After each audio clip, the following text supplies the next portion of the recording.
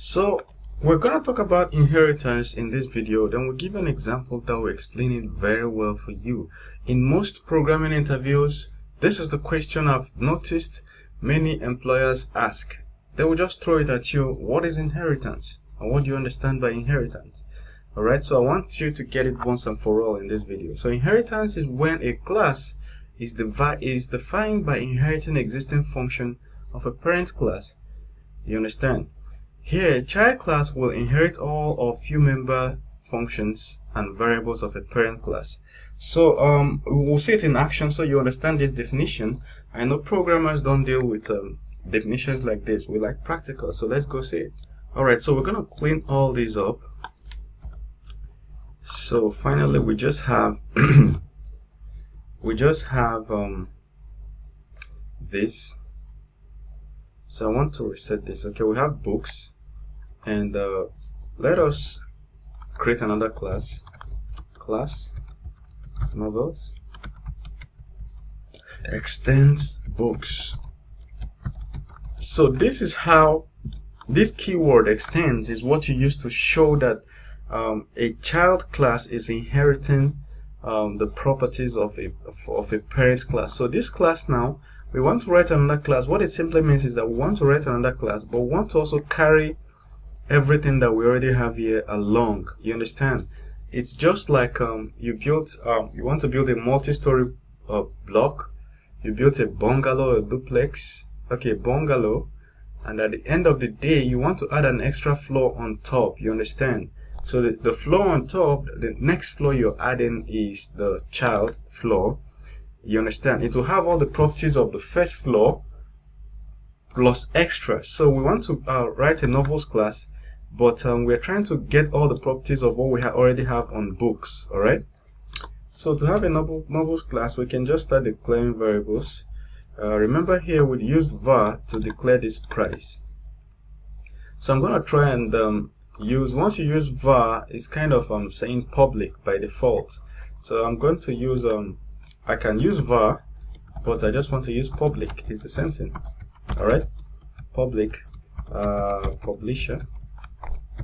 Then we can just do public function set publisher. Function will take a variable new publisher or whatever you call your variable, and then we're going to say this publisher, that is, we're making reference to this guy, is equal to whatever we set here. So this sorts it, and then the next one will be to get publisher. So when we want to get publisher, we're just going to make reference to echo publisher, and of course, as usual, I will try and add the line break so that it will print clearly. Alright, we're good. I'm going to put a dot here. So I've defined this class. Really? Okay, yeah. Outside. So this class is defined outside of this one. You understand? You know, typically, like I told you, you just you need to have only one class per file. You understand? But the reason I'm writing it together is that I don't want it to confuse you. I want you to see both of them together. So when we are doing our practicals, we'll separate them one class per file. You understand? Okay, so what this class basically does is take a publisher, and then of course, guess what? Just set the publisher's name and retrieve the name that you just set. That's it. You understand? So it's just for demonstration purposes. Alright, so we're gonna now try and use this class. Alright, so like I said the first time, always observe that this class, you can define a class inside another class. So this class is outside of the other one. Look at where it starts, look at where it ends. So now let's try and use this class.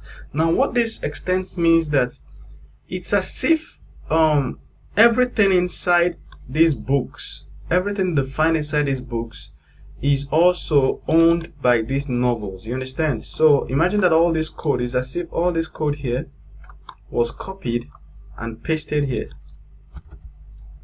You understand? That's what this extends means. You understand? So let's prove it by going here and trying to create a biology book. All right, so let's create a biology book. We can call it biology. Okay, instead of, since we are dealing with novels, let's call it novel. I don't want to confuse it with the name. Let's just go ahead with biology. We're creating a biology book equal to, so we're instantiating these novels. All right, we now do novels, and we can now go ahead and try and we're trying to make reference to a function inside books. All right, and that function, let's just say get title. Where is it? So we're trying to make reference to this function inside books. So we can now say biology get title. It's supposed to give us the title of the biology book. So when I do this, it's going to throw an error. Then I'll show you why it threw the error so that you understand very well. So we'll come here and we'll refresh. Keep your eye here. See, there's an error, fatal error on cut argument, too few arguments to function books. You see, even though we didn't mention books here, this class is trying to make reference to this class. It's trying to inherit the properties of books. While inside books, we define that there is a construct. Whenever you're calling books, you must pass in these two variables because of this construct function. And when we're trying to use it in novel, we didn't. So we should treat novel as if it were books and do the same thing. The title of the biology book is Intro to Biology. And then the price is, let's say, $50. You see, we're treating novels is now behaving as if it is books. All right, so now we've set the title and the price. Let's try and get the title. If we now refresh, bang, we have it, Intro to Biology as the title. Same thing with the price. Get price. Then we have $50. See, so far we've not even made reference to anything we defined inside novels. We're just accessing everything inside books. So that's what inheritance means. It helps a child class, this is a child class, to inherit all or some of the properties of the parent class. So we're saying some because it's not all functions that can be inherited or all properties. The only ones that can be inherited are the ones that are defined with public or protected. All right, we're getting to that. So let's try and make reference to what is inside this class. One of them is to set publisher. Let's try and set publisher. So we do biology, set publisher, and we're going to pass, according to this function, we'll pass in this variable, and the publisher's name could be Dave Partner. And then we'll try and get publisher, the same way we did get price. So we'll do get publisher,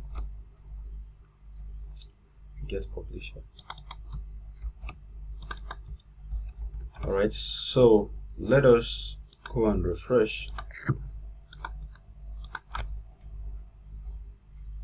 You see, it behaves exactly as if it is one class, as if it is the same class. All right, so we're making reference to title, price, and publisher. You see, so that is what inheritance is basically. You want to make reference or take the properties of another class and add to a new class and then start using it as if it's the same class. That's what it means. So you use in PHP, use the keyword extends. I wonder what it's used in TypeScript. Let's see if there's any in TypeScript. I'm just gonna have to search for it. I think in app or so, main.ts, I think so, app.moodle. I'll be surprised. So I'm not able to see a reference to it in TypeScript, but we'll stop here, alright? So we'll continue from the next video as it gets more interesting.